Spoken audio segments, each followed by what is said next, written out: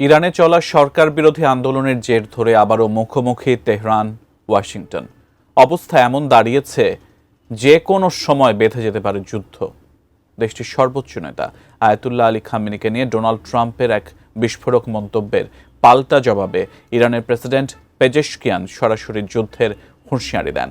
সব মিলিয়ে আন্তর্জাতিক মহলে প্রশ্ন, তবে কি মধ্যপ্রাচ্যের মানচিত্র বদলে দেবে দুই দেশের পাল্টা আক্রমণ? বিস্তারিত সাদিয়া সিদ্দিকার রিপোর্টে।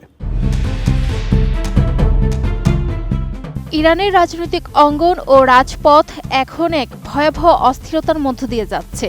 দেশটির প্রেসিডেন্ট মাসুদ পেজেশকিয়ান রবিবার এক কঠোর বার্তায় আন্তর্জাতিক বিশ্বকে সতর্ক দিয়ে জানিয়েছেন, খামেনির ওপর কোনো ধরনের আক্রমণ করা হলে তা ইরানের বিরুদ্ধে সরাসরি যুদ্ধের ঘোষণা হিসেবে গণ্য হবে। ডোনাল্ড ট্রাম্প কর্তৃক খামেনিকে ক্ষমতাচ্যুত বা হত্যার চেষ্টার গুঞ্জনের জবাবে পেজেশকিয়ান সামাজিক যোগাযোগ মাধ্যম এক্সে লিখেছেন, আমাদের মহান নেতার ওপর আঘাত মানে পুরো ইরানি জাতির সাথে পূর্ণমাত্রার যুদ্ধ।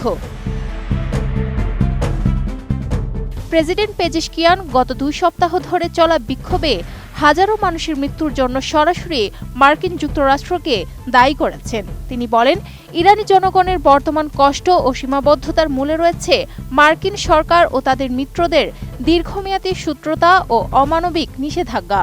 এর আগে শনিবার পলিটিকোকে দেওয়া এক সাক্ষাৎকারে ট্রাম্প খামেনির প্রায় 40 বছরের শাসন শেষ করার আহ্বান জানান এবং তাকে একজন অসুস্থ ব্যক্তি হিসেবে আখ্যায়িত করেন। ট্রাম্পের মতে, খামেনির উচিত দেশ সঠিকভাবে পরিচালনা করা এবং মানুষ হত্যা বন্ধ করা।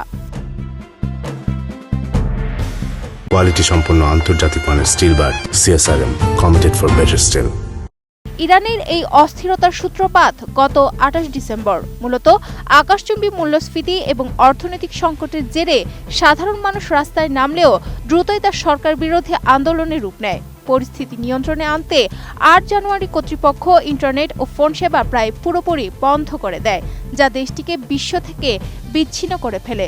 তবে সম্প্রতি নেটব্লকস জানিয়েছে যে গুগল সহ কিছু অনলাইন সেবা ইরানে পুনরায় চালু হতে শুরু করেছে। উত্তেজনার পারদ এতটাই চড়েছিল যে গত বুধবার মার্কিন যুক্তরাষ্ট্র ইরানের উপর সামরিক হামলা চালানোর একদম দ্বারপ্রান্তে পৌঁছে গিয়েছিল।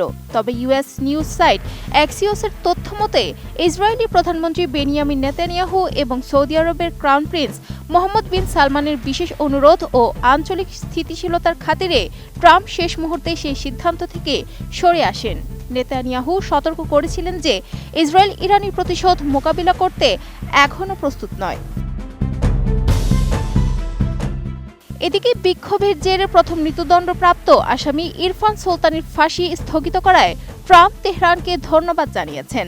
তবে সুলতানের পরিবার জানিয়েছেন, কারাচ শহরে গ্রেফতারের পর তাকে প্রচণ্ড নির্যাতন করা হয়েছে। মানবাধিকার সংস্থাগুলোর তথ্য মতে, এই সহিংসতায় নিহতের সংখ্যা 5000 ছাড়িয়েছে এবং গ্রেফতার হয়েছেন 24,348 জন। খামেনি নিজেও সম্প্রতি নিহতের ঘটনা স্বীকার করলেও এর জন্য সরাসরি ট্রাম্পকে অপরাধী হিসেবে অভিযুক্ত করেছেন। Sadia Siddika, ATN news.